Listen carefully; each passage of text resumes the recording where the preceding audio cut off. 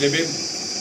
ನಾವು ಒಳ ಮೀಸಲಾತಿ ಹೋರಾಟಕ್ಕೆ ಸಂಬಂಧಪಟ್ಟಂತೆ ಕಳೆದ 18 ದಿವಸದಿಂದ ಈ ರಥಯಾತ್ರೆ ಅನ್ನೋ ಕಾರ್ಯಕ್ರಮದ ಮೂಲಕ ಇಡೀ ರಾಜ್ಯದ ಎಲ್ಲ ಜಿಲ್ಲೆ ಎಲ್ಲ ತಾಲೂಕುಗಳನ್ನು ಕೂಡ ಭೇಟಿ ಮಾಡಿ ಈ ಸರ್ಕಾರ ಒಳ ಮೀಸಲಾತಿ ವಿಚಾರದಲ್ಲಿ ಮಾಡಿರುವಂತಹ ಅನ್ಯಾಯದ ಬಗ್ಗೆ ಜಾಗೃತಿ ಮೂಡಿಸಿ ಆದಷ್ಟು ಬೇಗ ಒಳ ಮೀಸಲಾತಿ ಜಾರಿಗೊಳಿಸಬೇಕು. ಮತ್ತೆ ಒಳ ಮೀಸಲಾತಿ ಜಾರಿ ಆಗುವವರೆಗೆ ಯಾವುದೇ ಬಡ್ತಿ ನೇಮಕಾತಿಗಳಾಗಬಾರ್ದು, ಹೊಸ ನೇಮಕಾತಿಗಳಾಗಬಾರ್ದು, ಮತ್ತೆ ಬ್ಯಾಕ್ಲಾಗ್ ಹುದ್ದೆಗಳನ್ನ ತುಂಬಬಾರದು ಅನ್ನುವಂತಹ ಒಂದು ಜಾಗೃತಿ ಕಾರ್ಯಕ್ರಮವನ್ನು ಮಾಡ್ತಾ ಹೋಗ್ತಾ ಇದ್ದೀವಿ.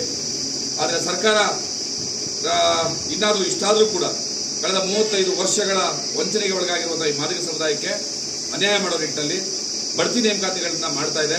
ಆ ಮೂಲಕ ಈ ಸಮಾಜಕ್ಕೆ ಅನ್ಯಾಯ ಮಾಡ್ತಾ ಇದೆ. ಒಳ ಮೀಸಲಾತಿ ಇಲ್ಲದೆ ಬಡ್ತಿ ನೇಮಕಾತಿಗಳಾಯಿತು ಅಂತಂದ್ರೆ ಮಾದಿಗ ಸಮುದಾಯಕ್ಕೆ ಬಹಳ ದೊಡ್ಡ ಅನ್ಯಾಯ ಆಗುತ್ತೆ. ಎಲ್ಲ ಉನ್ನತ ಮಟ್ಟದ ಹುದ್ದೆಗಳು ತುಂಬಿ ಹೋದ ನಂತರ ಒಳ ಮೀಸಲಾತಿ ಜಾರಿ ಮಾಡಿದ್ರೆ ಕೇವಲ ಕೆಳ ಹಂತದ ಉದ್ಯೋಗಗಳು ಮಾತ್ರ ಖಾಲಿ ಇರ್ತವೆ. ಇದು ಈ ಸಮುದಾಯಕ್ಕೆ ಮಾಡ್ತಾ ಇರುವಂತಹ ಅವಮಾನ ಮತ್ತು ಒಂದು ಅನ್ಯಾಯ.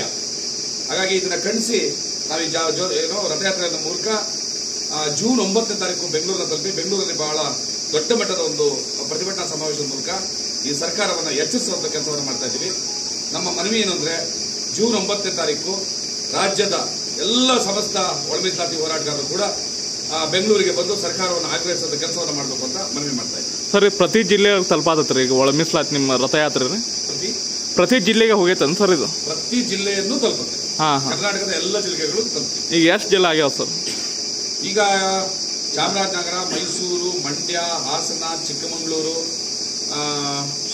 ಶಿವಮೊಗ್ಗ, ಮತ್ತೆ ಹಾವೇರಿ, ದಾವಣಗೆರೆ, ಹಾವೇರಿ, ಗದಗ, ಧಾರವಾಡ, ಹುಬ್ಬಳ್ಳಿ, ಈಗ ಬೆಳಗಾಂ ಬಂದಿದ್ದೀವಿ.